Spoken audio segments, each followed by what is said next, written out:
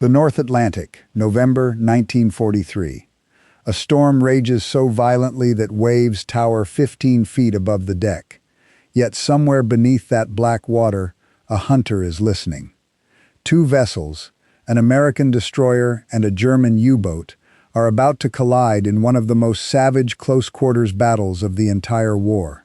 Before the night ends, men will fight hand-to-hand on a steel deck with kitchen knives and pistols. A torpedo scare will condemn dozens of survivors to a freezing death, and a captain will make a decision he can never take back. This is not an isolated story. Across 5 oceans and 5 separate nights of terror, submarine crews on both sides of this war did things that sound impossible. A Japanese pilot rode a manned torpedo to his death with his best friend's ashes strapped beside him. A rescue mission turned into a massacre when the rescuers themselves came under attack. A pilot gave his life in freezing water so his crew could live. These are the true stories the history books rarely tell in full, the ones where courage and cruelty existed in the same breath, on both sides of the periscope. Stay with us, because the first one begins right now, in the dark, with a ship called the USS Borie, hunting for blood. The North Atlantic does not forgive mistakes, and on the first night of November 1943, it was doing everything in its power to remind the men aboard the USS Borie of that fact. 15-foot waves rose and fell in the darkness, like the breathing of some enormous, indifferent animal, hammering the hull with a rhythm that never let a man rest. Freezing spray came over the bow in sheets, coating every rail and cable in a thin skin of ice, and the wind screamed through the rigging loud enough to drown out a shouted order from 10 feet away. 30-year-old Lieutenant Commander Charles Harris Hutchins stood on the bridge, soaked through to the skin, eyes fixed on nothing because there was nothing to see. The night was a wall of black water and driving rain, and only the dim green glow of the radar screen told the truth of what waited out there in the storm. A contact, 8,000 yards bearing 170. Hutchins did not hesitate. He rarely did. Something in him had learned, across months of hunting in these cold waters, that hesitation killed men faster than any torpedo. He gave the order to give chase at flank speed, and the Borie surged forward, her bow crashing through wave after wave, throwing spray across the deck in sheets that stung exposed skin like gravel thrown from a passing truck. Below decks, sailors braced themselves against bulkheads as the whole ship shuddered and groaned, steel flexing under a strain it was never quite built to enjoy. Somewhere out there, invisible, was a German U-boat, and Hutchins intended to find it before it found him. 5 nautical miles away, U-405 sat low in the water, her diesel engines running to recharge batteries drained from a long day spent submerged and silent. Her commander, Korvettenkapitän Rolf Heinrich Hauptmann, trusted the storm to hide him, the same way it had hidden dozens of U-boats before his in these waters. For a while it nearly did, but deep inside the hull, in the cramped, oil-smelling compartment where the hydrophone operator sat hunched over his instruments, a sound crept in that did not belong to the wind or the sea. It was the rhythmic churn of propellers cutting through water at speed, growing steadily louder, unmistakable to an ear trained to notice exactly this. There were no friendly vessels for hundreds of miles in any direction. Whatever was coming was American, and it was coming fast. Hauptmann gave the order to dive. 45 men scrambled to their stations, boots pounding on wet steel, voices tight with the particular fear that comes from knowing exactly what is being hunted. The boat tilted forward and slipped beneath the churning surface, vanishing from Borie's radar entirely and leaving both crews alone with nothing but guesswork and the sea. For a moment, Hutchins felt something close to dread settle into his chest. A submerged U-boat meant the Germans knew they were being hunted, and now the fight would be waged blind, ship against submarine in a deadly game where neither side could see the other, where every decision had to be made on sound alone.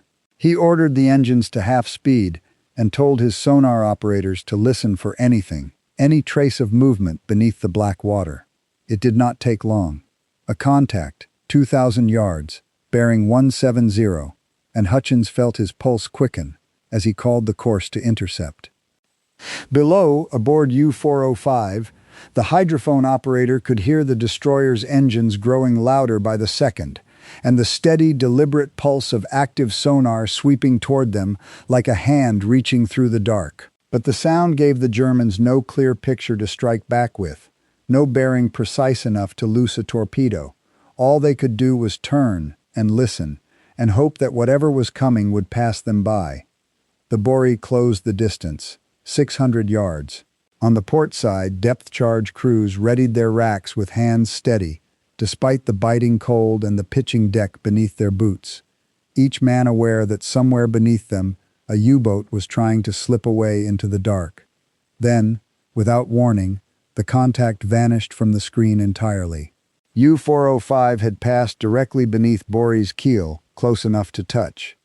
Hutchins reacted instantly, ordering a hard turn to starboard, swinging the destroyer's stern around to bring her depth charges to bear on the submarine now sliding past on the other side.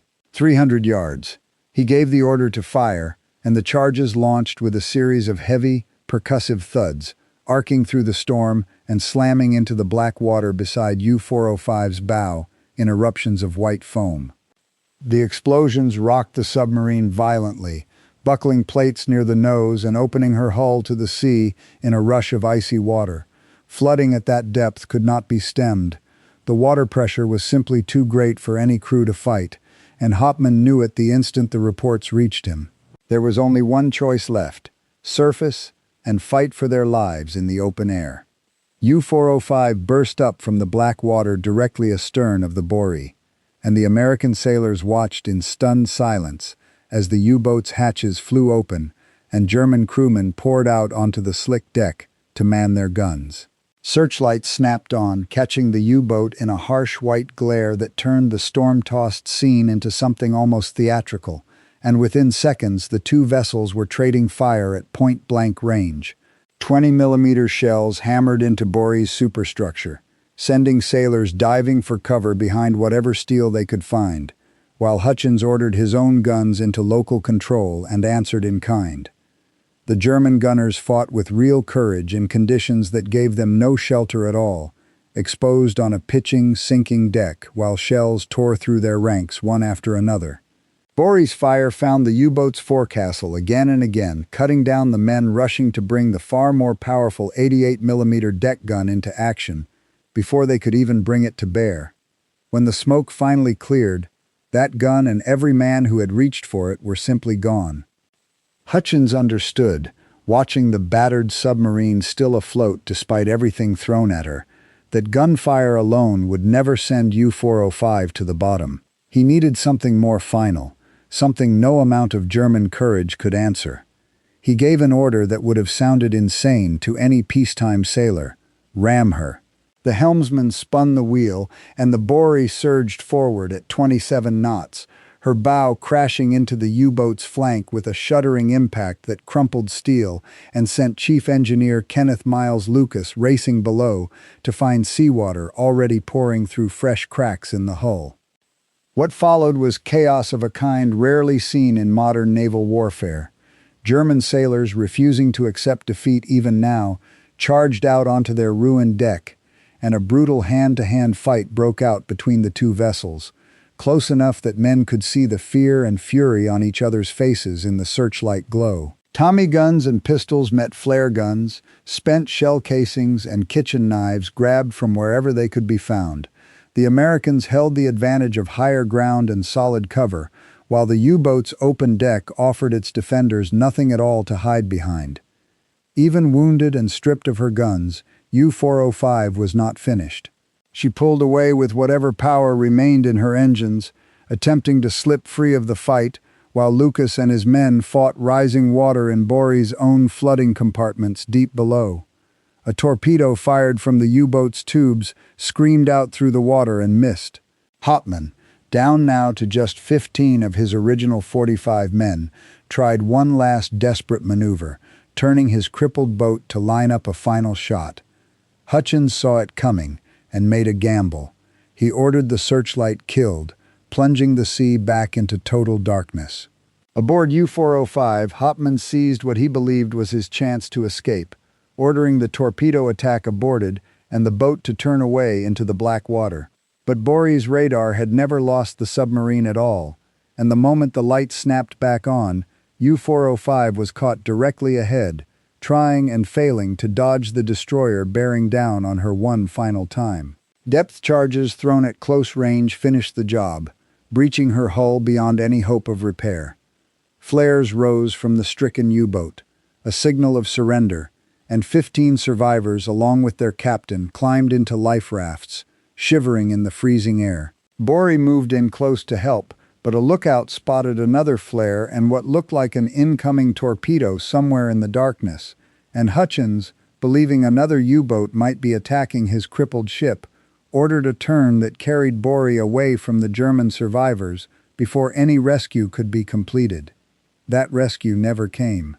Every man from U-405 was lost to the cold Atlantic that night, a fact that would sit uneasily with the Americans for years afterward. Borie had won the battle, but she was dying too. The flooding below could not be stopped, no matter how long Lucas and his engineers worked the valves, eventually wading through rising, freezing water just to reach them. Word finally came to abandon ship, and the crew climbed out into the same merciless sea that had claimed the Germans hours earlier. 27 of Borie's 122 men did not survive the long wait for rescue in those icy waters. Both Hutchins and Lucas lived to see the end of the war. Hutchins would receive the Navy Cross for that single, brutal night in the Atlantic, a night that proved even a dying ship, driven by a determined enough crew, could still take her enemy down with her before the sea claimed them both. Long after the war, survivors of that night would struggle to describe it to anyone who had not been there. The noise, the cold, the strange intimacy of fighting an enemy close enough to touch. It was a battle that belonged to an older kind of warfare, decided as much by nerve and steel and desperate improvisation as by any weapon designed for the purpose, and it was only the first of the impossible nights this war would produce beneath the waves. Not every night beneath the waves ended in a fight to the death. Some ended in something far harder to categorize, a tangle of mercy and horror that no training manual could ever prepare a man for. The next story begins almost a year before Borie's battle, in the warm, deceptively calm waters of the South Atlantic, aboard a German U-boat that was about to become infamous for the worst possible reason. It was the night of September 12, 1942, and Korvettenkapitan Werner Hartenstein had been stalking a large British vessel for hours. His boat, U-156, stayed surfaced to keep pace with the target, running dark and quiet, closing the gap patiently as dusk settled into full night. A few careless cabin lights glowed against the blackout regulations, tiny yellow squares scattered across the enormous black hull ahead of him, and Hartenstein used them to line up his shot with the patience of a man who had done this many times before. He gave the order, and 2 torpedoes leapt from their tubes, cutting silent white trails through the water toward the unsuspecting ship. Both struck home. The first tore into the hull amidships, throwing a column of white water high into the night air, and leaving a gaping wound below the waterline. The second slammed in closer to the bow moments later, and the great ship began to list hard to starboard as men, women, and children scrambled for the lifeboats in scenes of mounting panic on decks that were rapidly tilting beneath their feet. Through his periscope, Hartenstein watched the vessel keel over, satisfied that he had claimed a significant prize for his patrol. His radio operator soon confirmed it, intercepting a distress call naming the ship as the Laconia, nearly 20,000 tons, a proud British liner turned troop ship.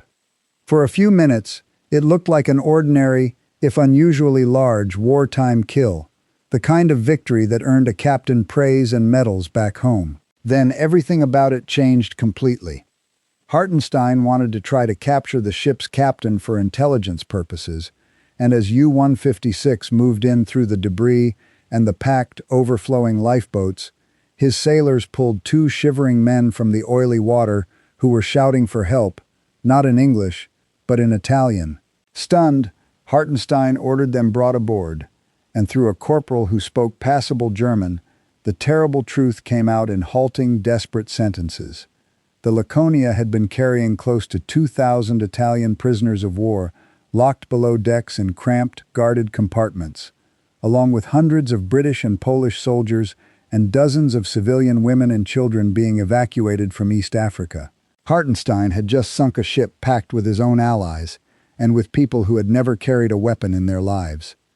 Every hour he lingered in the area, put his own boat and crew at far greater risk from Allied aircraft and warships converging on the distress signal. His standing orders told him to leave the area immediately and report the sinking. Instead, Hartenstein made a decision that would define the rest of his war and, in time, change the rules for every submarine crew that came after him. He began pulling survivors aboard, first the Italians pale and trembling from cold and fear, then British troops, then women and children plucked from rafts and floating wreckage, packing his cramped submarine well past any reasonable limit until men were sitting shoulder to shoulder on every available surface, wet and shivering in the humid tropical night.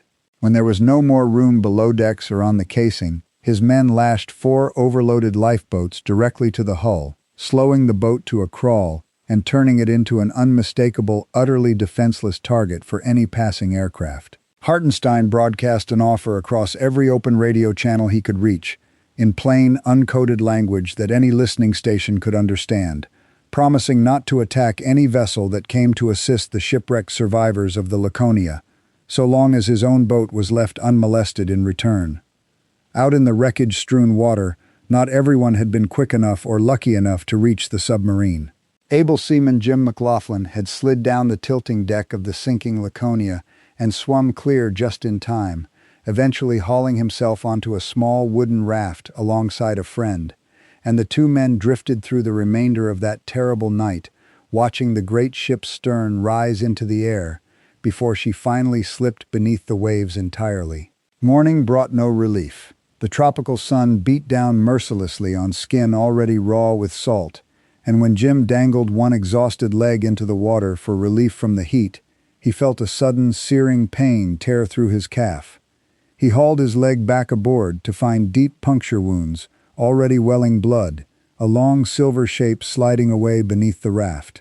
Barracuda had found the survivors, circling patiently beneath rafts scattered across miles of open ocean, and there was nothing anyone adrift could do but pull their legs in and wait, and hope, and stare at an empty horizon for any sign that someone, anyone, knew they were still alive out there.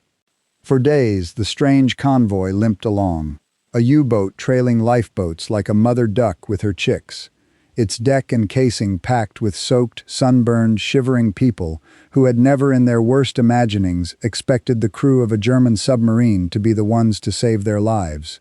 Some of those same rescued survivors watched with disbelief as German sailors tossed them ropes, offered what medical care they could improvise, and treated wounded Allied servicemen with the same care given to their own rescued Italian allies. Then a lookout spotted an aircraft low on the horizon, closing fast. It carried American markings, a B-24 Liberator flown by a young lieutenant who had been sent out from Ascension Island to search for exactly this kind of wreckage. What he found, from the air, was a German submarine surrounded by lifeboats and swimming survivors, and orders or no orders, and whatever uncertainty passed through his mind in that moment, he made the decision to attack. Bombs fell among the survivors and the submarine both, throwing up towers of water and shrapnel that killed indiscriminately, striking the very people the attack was ostensibly meant to help as much as the U-boat itself. Hartenstein had no choice but to cut his lifeboats loose and crash dive to save his own crew, abandoning hundreds of the very people he had spent days trying to protect, watching through his scope as the boats he had so carefully lashed alongside scattered and some overturned in the panic. Some survivors were picked up later by Vichy French ships rushing to the scene from West Africa. Many others were not so fortunate, and the death toll from that single attack and the chaos that followed climbed into the hundreds beyond those already lost in the initial sinking.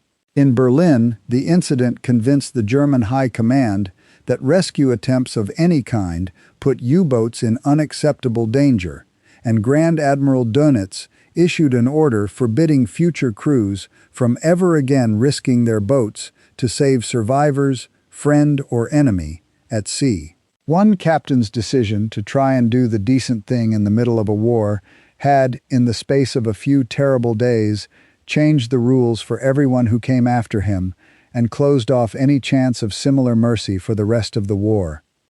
If Hartenstein's story showed a man trying to preserve life in the middle of unbearable violence, the next story, 2 years later and on the opposite side of the world, showed what happened when desperation pushed men to erase the value of their own lives entirely. By the middle of 1942, Ensign Sekio Nishina understood something that most of Japan's civilians did not yet grasp. The Battle of Midway, officially reported at home as a hard-fought draw, had in truth gutted the Imperial Navy, destroying 4 of its finest aircraft carriers and killing many of its most experienced pilots in a single catastrophic week. Whatever advantage Japan had held since the war's opening months was gone, and it was not coming back, no matter what the newspapers printed. Nishina began training as a pilot of a midget submarine, small 2-man vessels meant to slip close to enemy ships under cover of darkness, fire a torpedo, and escape into open water. In training, he became close friends with another young officer, Lieutenant Hiroshi Kuroki, and the 2 men quickly recognized a bitter truth about their weapon that their superiors seemed unwilling to admit. American sonar technology had made the midget submarines nearly obsolete before they even reached combat, and their notoriously difficult-to-aim torpedoes meant that even a successful, undetected approach still usually ended in failure.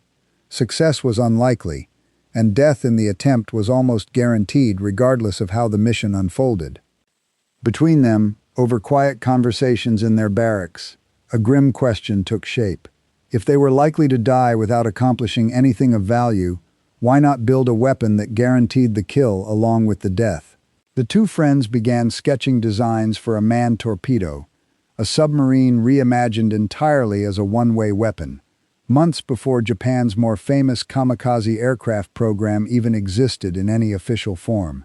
Officials initially rejected the proposal outright, unwilling to formally institutionalize a suicide weapon within the Imperial Navy's official doctrine. Nishina and Kuroki submitted it again, this time written in their own blood as proof of their sincerity and their willingness to die for the idea, and reluctantly, the Navy agreed to develop it, insisting only that pilots be given some theoretical means of escape after the attack, an idea abandoned almost immediately by the designers themselves as impractical and unreliable under real operating conditions.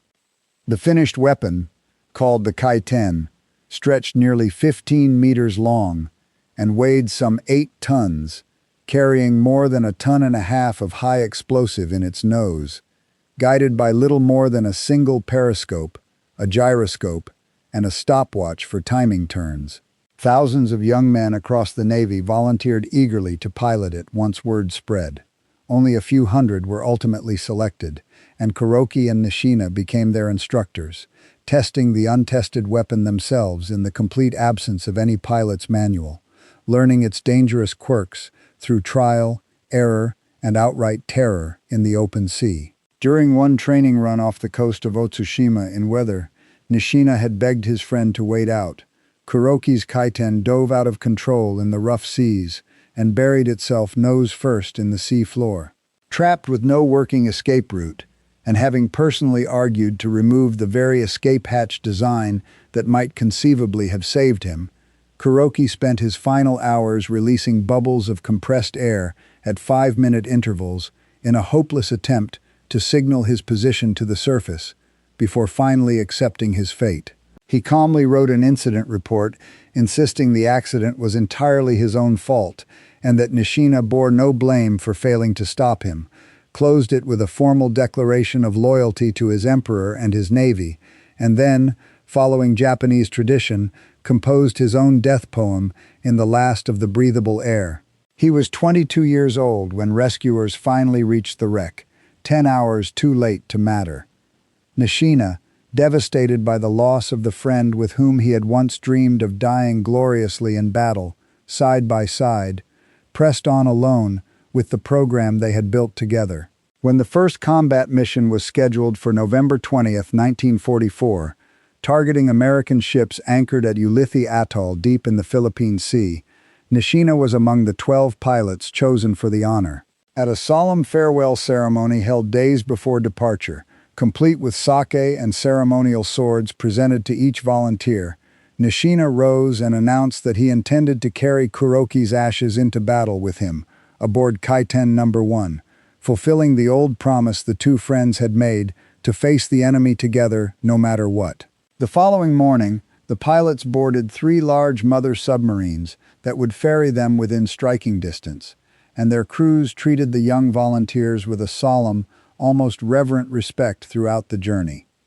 Once in position, 4 Kaitens were released from I-47 in sequence, each pilot alone in a cramped steel tube barely wide enough to sit upright in, steering toward preset bearings by dead reckoning, and only occasional glimpses through a periscope raised for mere seconds at a time. Nishina's approach was far from smooth. One of the other Kaitens ran aground on a sandbank close to the anchorage and exploded prematurely, the blast alerting every American ship in the harbor to the presence of something dangerous nearby. Another was located and destroyed by depth charges before it ever came close to its intended target. A third became hopelessly tangled in anti-torpedo netting strung around the anchorage, its engine smoking and straining, and was spotted and torn apart by American gunfire once its position gave it away. Nishina, sailing nearly blind through shallow water to avoid the same fate, corrected his course again and again, raising his periscope for brief, nerve-wracking glimpses until it finally filled with the unmistakable silhouette of the USS Mississinewa, a massive fleet oiler riding at anchor, oblivious to what was closing in beneath the surface. He turned toward its center, opened the throttle to his weapon's full speed of roughly 30 knots, and in his final moments, by every account of the mission that survives, he turned his gaze one last time toward the small urn holding his friend's ashes, strapped in the cockpit beside him, before the Kaiten struck home.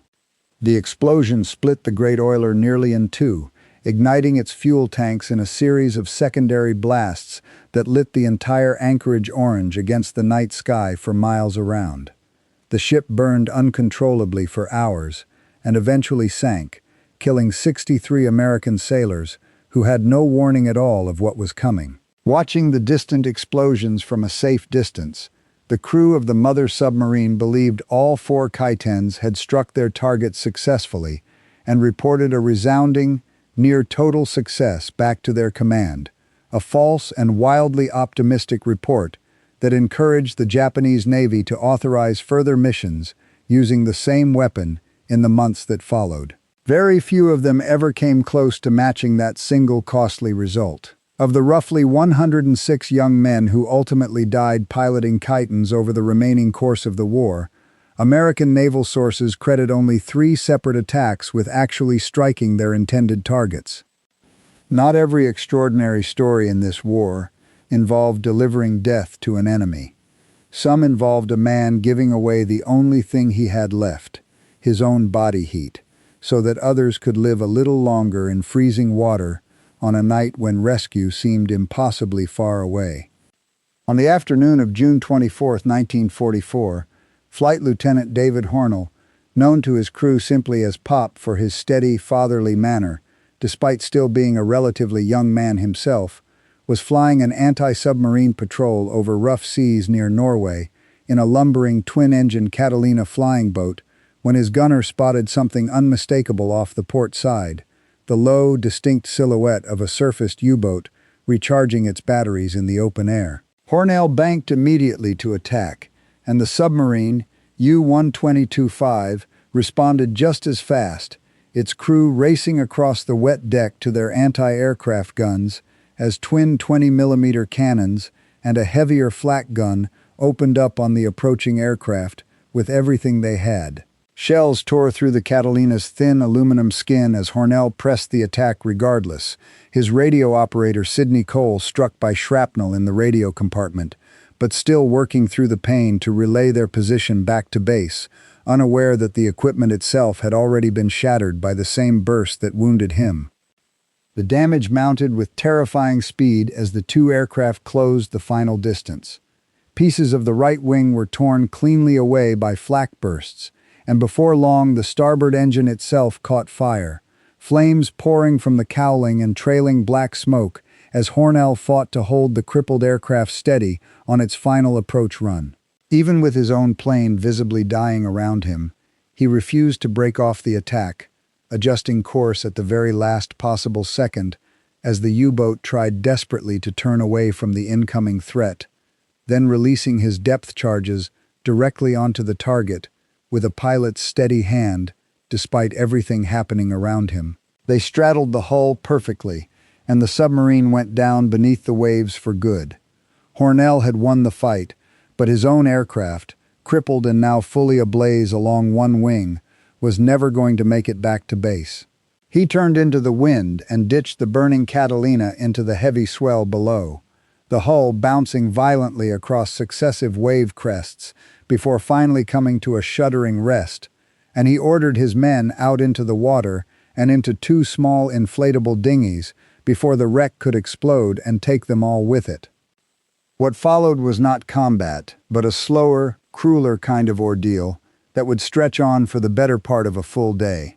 One of the two dinghies was destroyed within its first hours in the water, throwing its occupants back into the freezing sea and forcing all 8 survivors to crowd onto a single raft never designed to carry more than half that number. Fernand Laurent, one of the flight engineers, began to slip into delirium from prolonged exposure to the cold and did not survive through the following night, his body quietly given to the sea by the men who had tried everything they could to keep him warm and talking.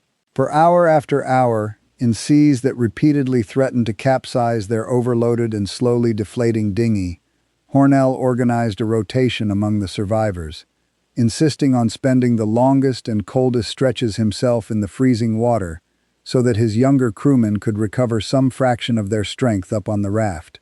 Flares fired toward a distant, unresponsive aircraft eventually caught the attention of a second passing Catalina, which circled overhead and radioed their exact position before running low on fuel itself and turning reluctantly for home, signaling by lamp that help was already on its way. Not long after, a heavy bomber found them too and dropped an emergency lifeboat by parachute, only for the wind to snatch it away across the waves before any of the exhausted men could reach it, disappearing behind a swell just as suddenly as it had appeared, taking their last hope of a warm, dry boat along with it. It took 21 long hours adrift in that water before a rescue launch finally found them in the darkness, guided in by searchlight and the last of their strength. Of the 8 men who had flown out on patrol that afternoon, 6 ultimately survived the ordeal in the water.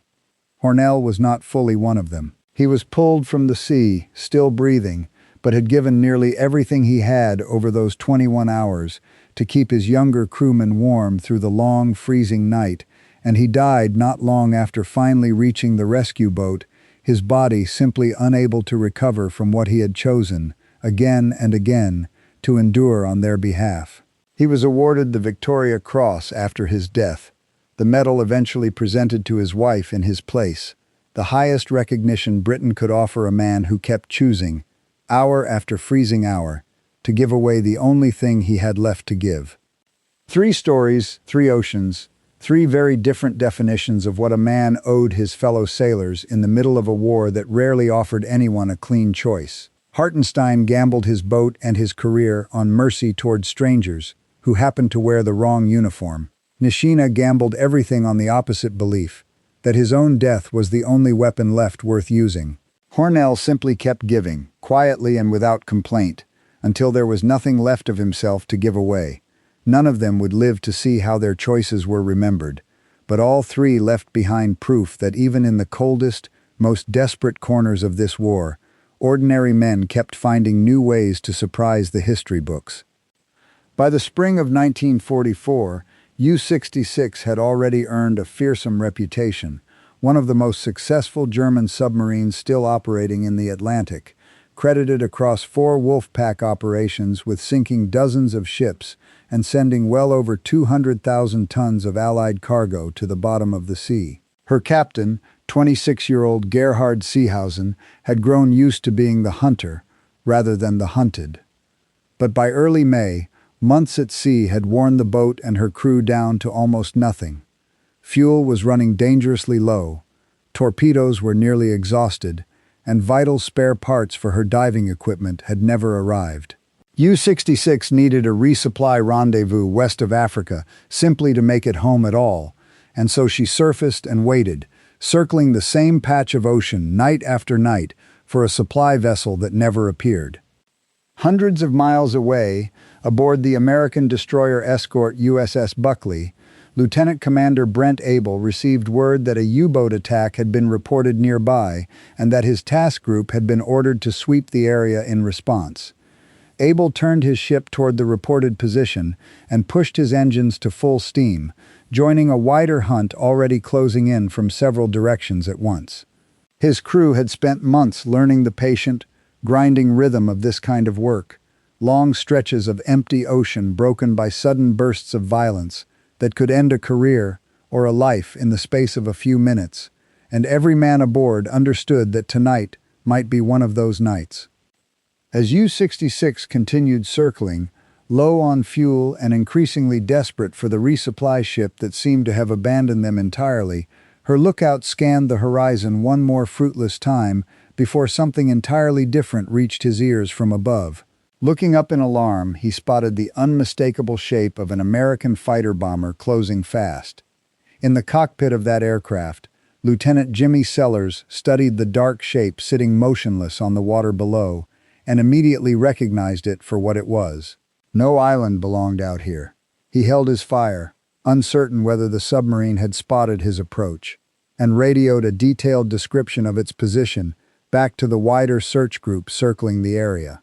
The message reached the USS Buckley within minutes. Commander Abel grinned at the news and ordered his ship to battle stations, engines pushed to flank speed as Buckley raced toward the reported position, guided the entire way by Sellers circling patiently overhead. When they arrived, Abel scanned the dark water through his binoculars and found nothing at all, the submarine somehow invisible against the featureless black ocean, despite radar confirming a contact nearby. Frustrated, he lowered his binoculars and happened to glance toward the horizon, where a low, bright moon cast a long silver reflection across the swells. An idea came to him immediately. If he could maneuver his own ship to put the submarine between Buckley and that moonlit path, the U-boat's silhouette would become impossible to hide.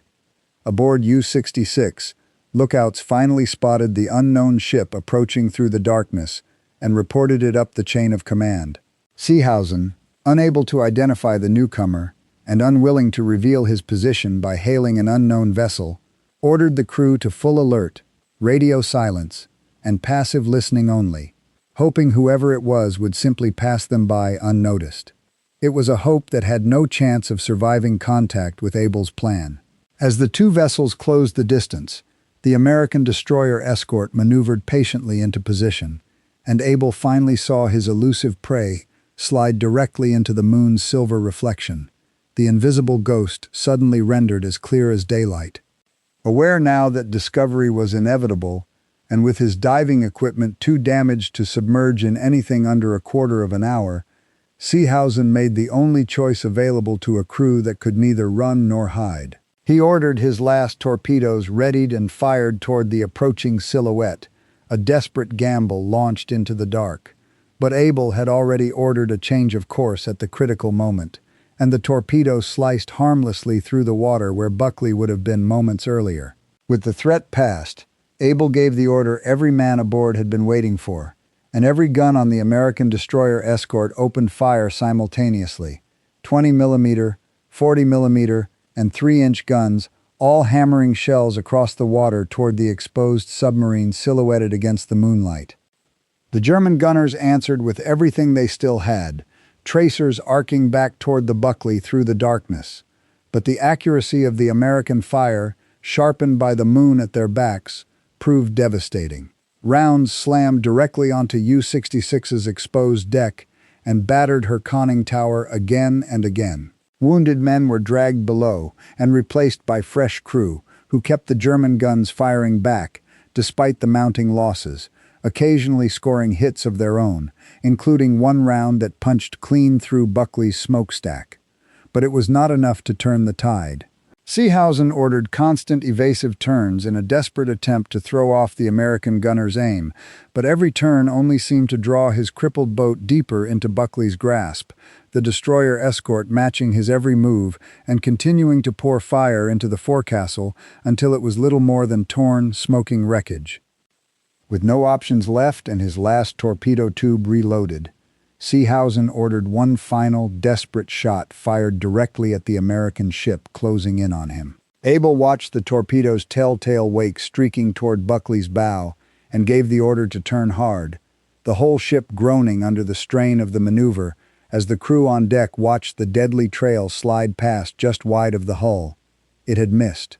For Seehausen, this was the end of any real hope. Defenseless and unable to dive, he gave the order every U-boat captain dreaded above all others.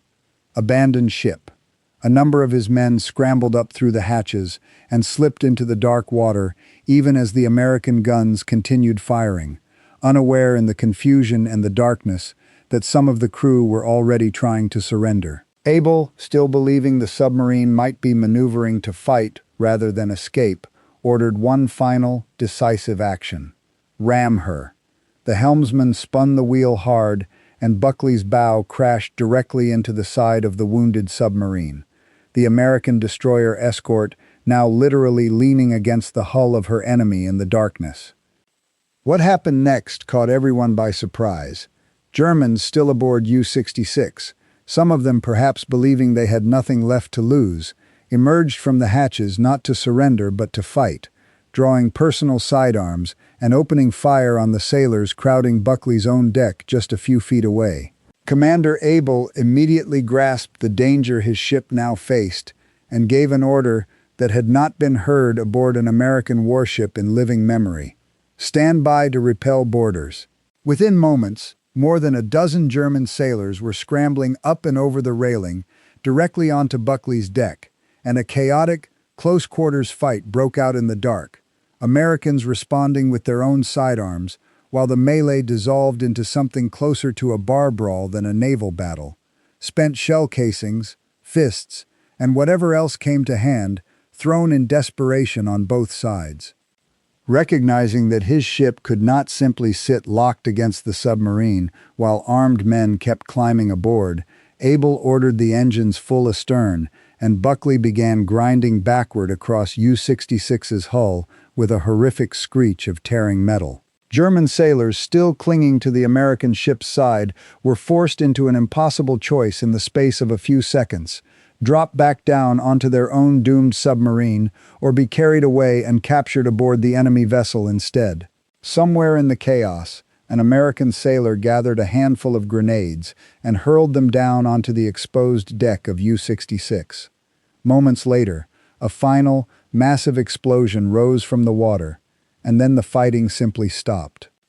USS Buckley circled the area for hours afterward, pulling 36 survivors from U-66's original crew of 62 out of the dark water, most of them men who had gone into the sea during the desperate close-quarters fight rather than the earlier shelling.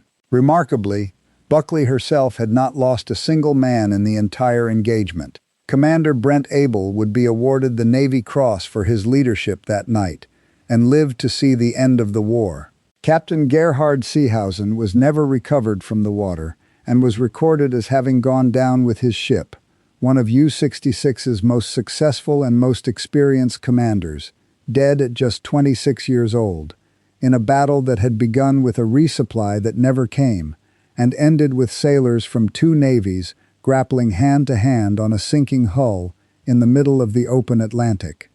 5 nights, 5 oceans, 5 crews who each discovered, in their own terrible way, exactly how far a person could be pushed before something in them broke, or bent, or simply refused to stop fighting. The men of the Borie rammed and boarded an enemy in the dark, and still could not save everyone they defeated. Hartenstein tried to save his enemies and paid for it with the very policy that would deny mercy to every U-boat crew after him. Nishina carried his friend's ashes into a fireball he built with his own hands. Hornell gave away the last of his own warmth so that younger men could live to tell his story.